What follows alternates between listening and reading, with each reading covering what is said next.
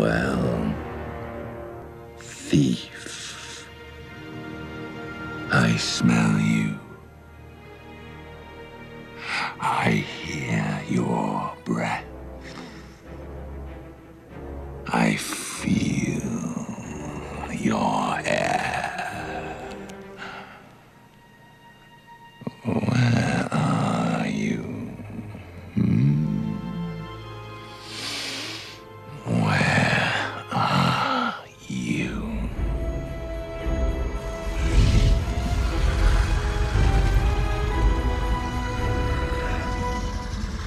The other secret weapon that we had for Smaug beyond his design was the fact that he is a talking dragon. We could use his personality to our advantage.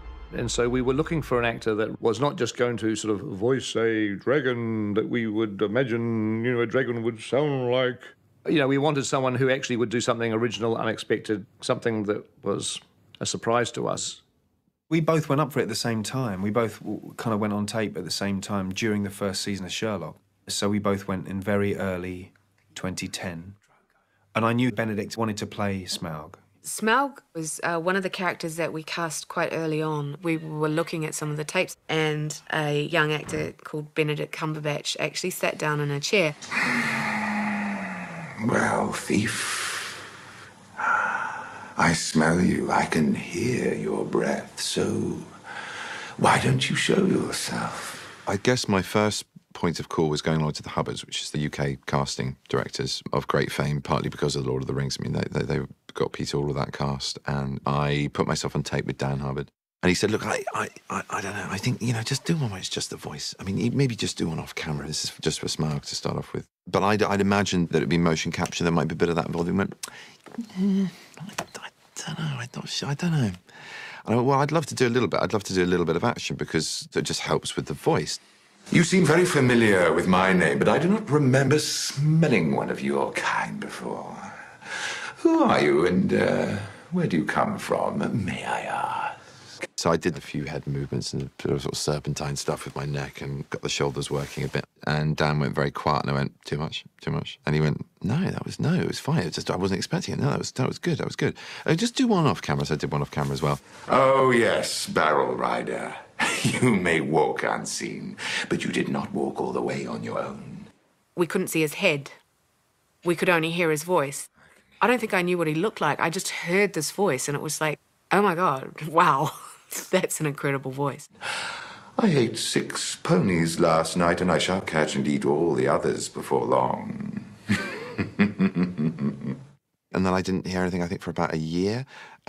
And I got a call saying, they want you to play Smaug.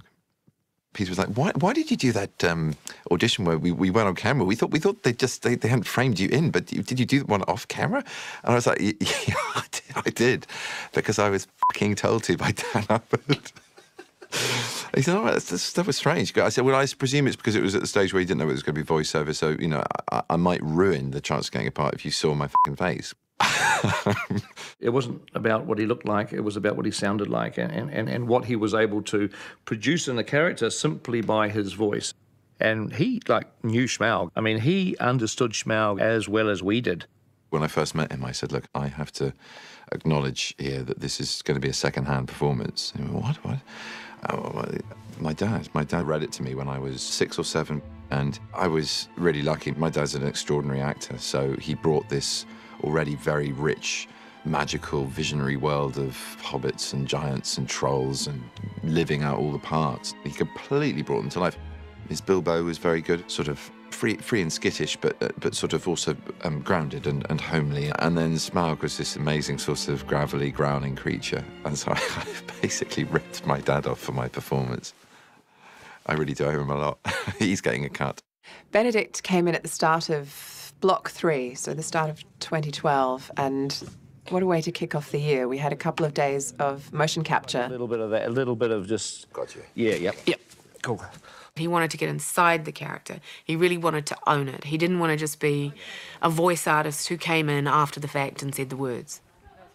You get the helmet on, and the helmet has a sort of Madonna-type headset thing, which is actually a camera which comes to here. This camera is really weird because it's right in your face. It's got a little circle of LED lights, so you're literally carrying around the actress's dream. You have your own little private kino.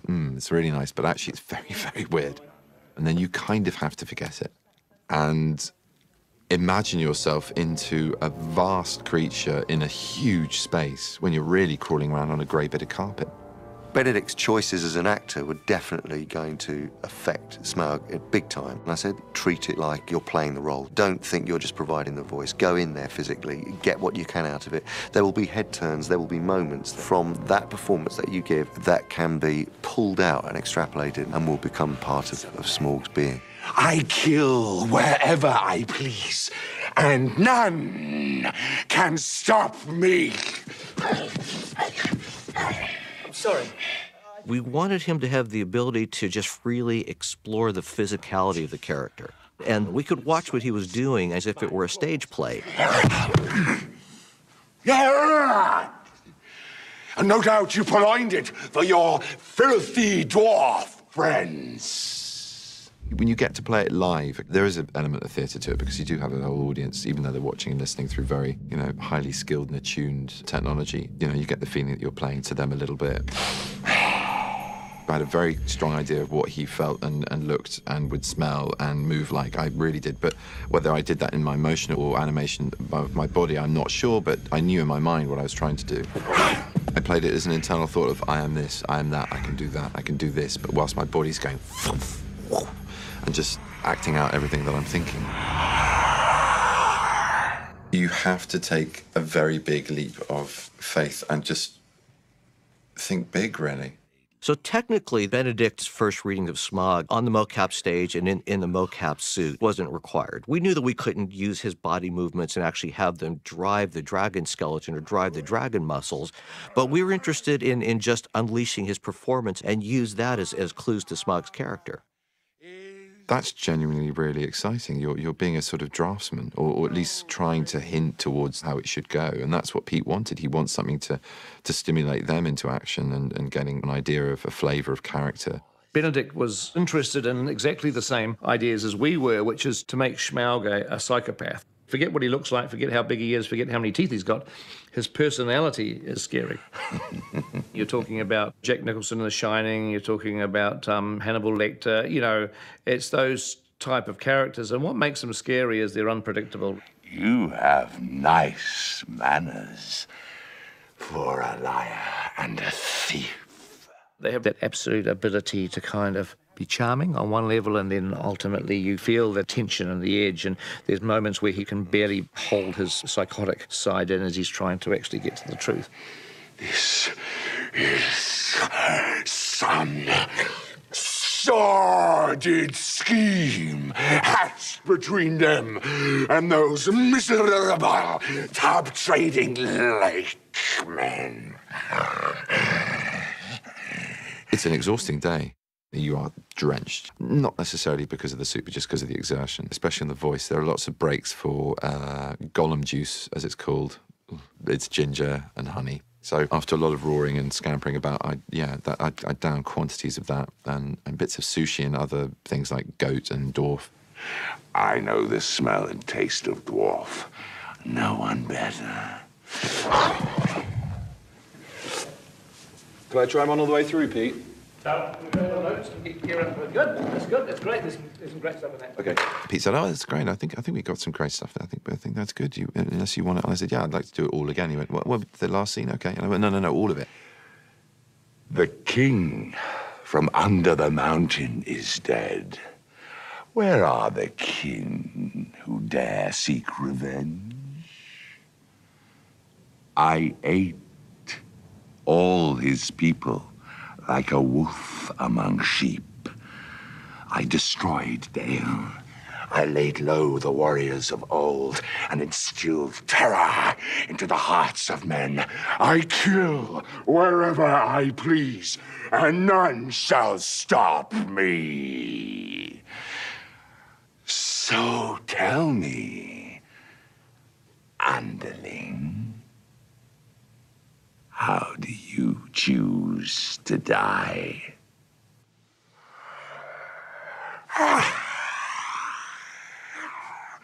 I am fire!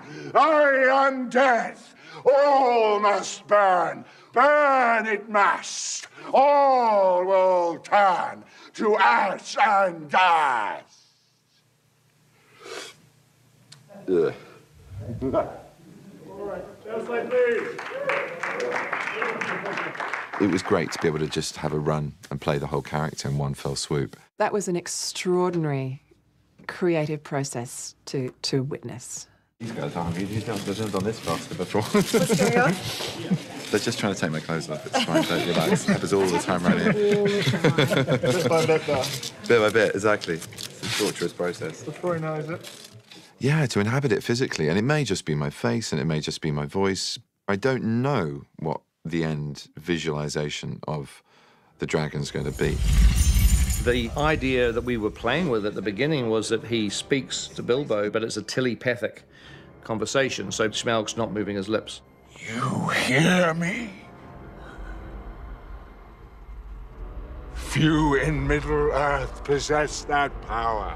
When we did the previs pass where Smaug spoke psychically to Bilbo, it just didn't work. There was just something about it that just didn't work. There is something you carry that gives you that power. And instantly you just saw it and thought, no, let's start animating his lips. Talking animals are hard to make work, to make feel real. I was literally worried about the dragon with the moving lips, you know, talking. You know, Dr. Dolittle, I just kind of, without seeing it, it worried me. So in January 2013, when we got back after our break from film 1, Peter and Fran were keen to see some animation studies that showed Smaug lip-syncing and speaking. Definitely everyone on the team was very enthusiastic about animating a dragon that would speak and bring the character to sort of amazing fruition. Christoph had done an animation piece with Smaug doing some vocalization that Benedict had done on the mocap stage. And he had the mouth really working well. My armor is iron. No blade can pierce it. It was basically a proof of concept for all of us if we'll be able to deliver dialogue with this huge character. We try to focus on certain parts of the face, basically to convey emotions through eyes, brows, through nostrils. Christoph really just captured the essence of it, the power, the scale, but, you know, the fine detail required to deliver lines. My claws are spears. My wings are hurricane. The very first time I saw it, I thought, yeah, okay, I can see this working. I think it's going to work just fine. Having him move his lips and communicate was going to help him become a character. And so everyone was feeling confident that, yes, we've got a design that's pretty solid, and now we can just build from here. So February of 2013, we had to start building Smaug because we had to finish him in time. Quite early on, when we would have our team Smaug meetings in my office, we would have other departments come and join us as well. So we had Andrea come over, who was doing a lot of the modeling on the dragon. In the shaders department, we'd have Guillaume come over. And then, of course, my textures team. Miriam Cotron, who was a lead texture artist on it. Miriam is my dragon lady. Ever since she came and started with Weta Digital, she was always into dragons. She's an amazing artist, and not just digitally, but also just a traditional artist. And her portfolio had all these amazing dragon designs on there. So I always knew in the back of my mind, I said, when we do The Hobbit, I said, you know, I'm going to give her Smaug to look after. And working very closely together with John Howe. He's probably been chasing this dragon for longer than any of us.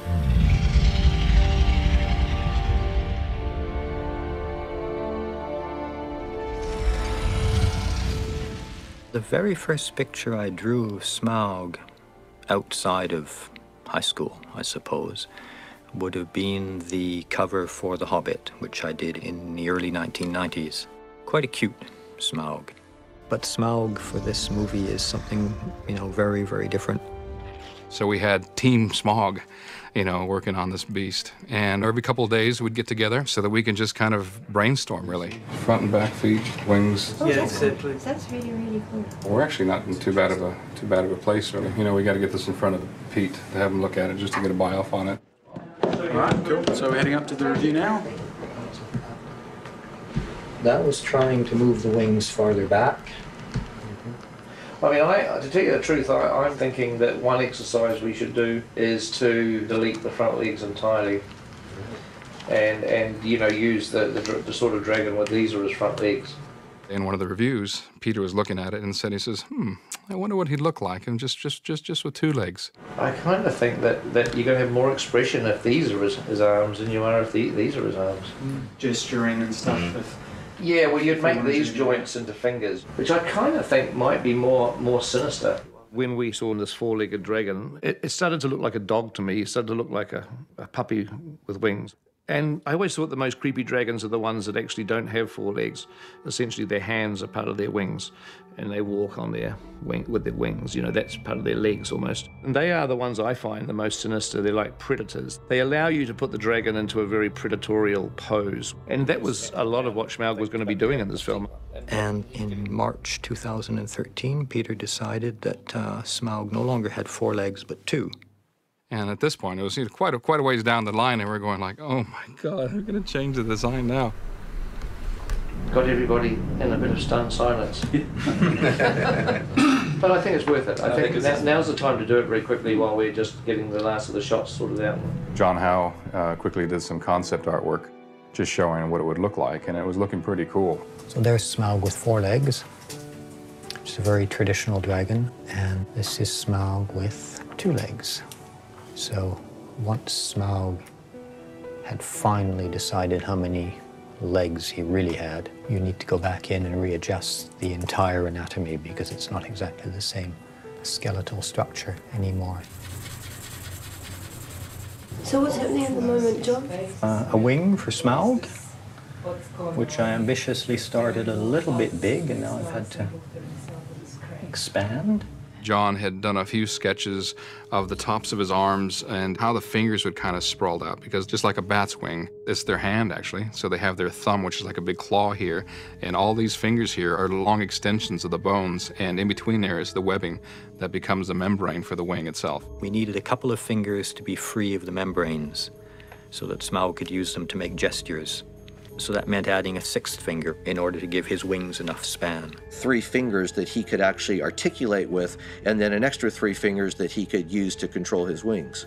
And so these longer wing arms that we now had, we were able to pull his fingers up onto some of the columns, which this always looks more interesting than this does, right, when all the feet are on the ground. There's a lot of my hand in a lot of Smaug, basically because I had one here that I could draw, so I'd be looking at my hand in a mirror and trying to twist it into all these shapes in order to understand the possible structure. For several months, I had some reproduction skeletons of a harpy eagle and a bat crowding in on both sides of my computer and trying to figure out how to develop a structure for Smaug. We used 2 elements from 2 different animals, and we combined those. We used a keel from a bird, which allowed us to give him a big, powerful chest, and we also used arms that are very similar to a bat. There's reference of vampire bats walking. It's pretty creepy, actually. When they're walking, they're able to tuck their wings almost completely up along their arm joint. You almost don't even notice that they have wings. They just look like this crawling thing. So we use that idea with Smaug. You just always try and find something in nature that's even remotely close to what you're animating. It was awesome because now not only do we have a dragon with an articulating face and lips and he can deliver lines, but he can act with his hands as well. So we had the full gamut of performance options with him. It did mean we had to go back to a couple of the shots in film 1 where you see him busting through the gates of Erebor in his initial attack. They thought they could possibly get away with it, and we thought, no, some fan out there is going to say, hey. It's got front legs. You know, you can see that. You saw one specific shot where he was just charging forward through the ranks of dwarves. So we just went back into that shot even after film 1 had been finished, but before the DVD had been released, and we reanimated that shot with him walking with his wing hands. Welcome back. This is Team Smaug.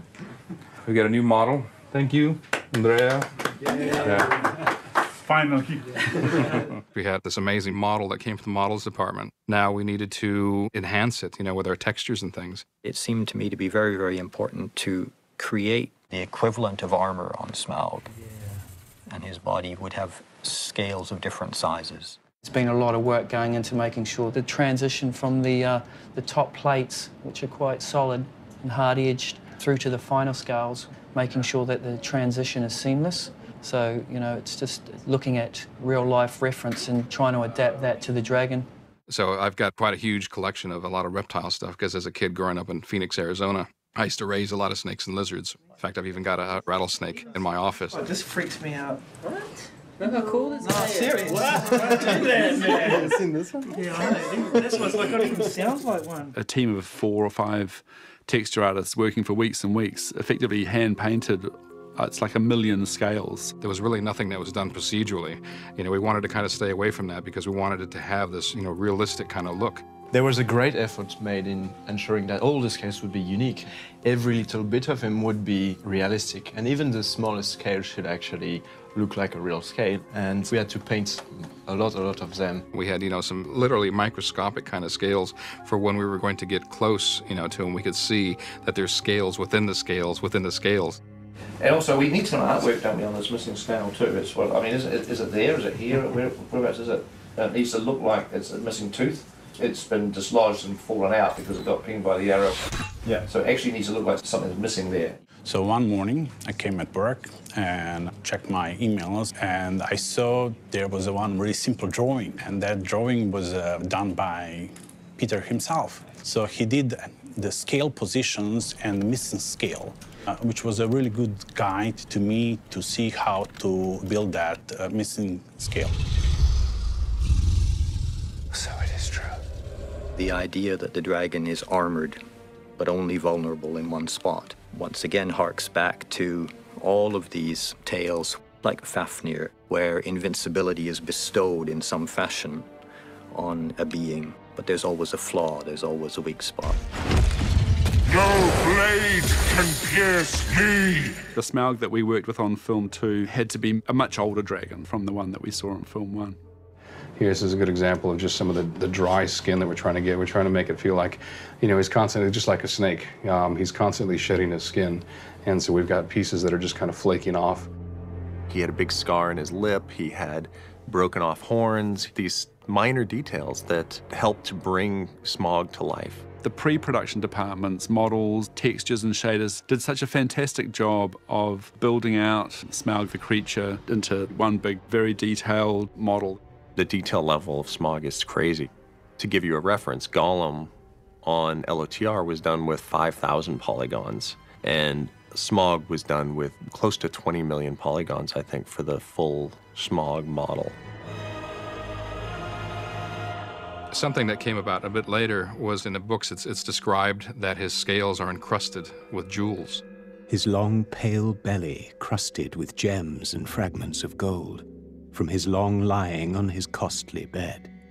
Because he's been lying in the gold and the treasure for so long, coins and jewels have become embedded and encrusted into the scales on his belly. We weren't actually going to do that. We thought it's like, oh, we're probably not going to see it or anything. And it wasn't until, I think, the first or second trailer came out, Peter was getting some of the reviews, you know, from fans and stuff.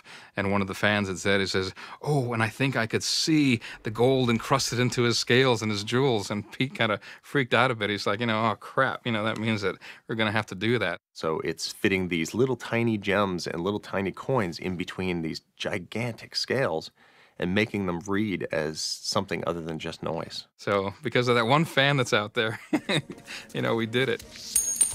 But it worked, and it looked beautiful in there. And so having all this super fine detail helps the success of all our characters become so believable. It's really like I imagine it, actually, right now. That's very overwhelming to see it suddenly with colors and as you imagine it. That's really beautiful. And now we have to bring Benedict, who is a very big performance actor, No one better! into this very, very detailed character. How do you choose to die?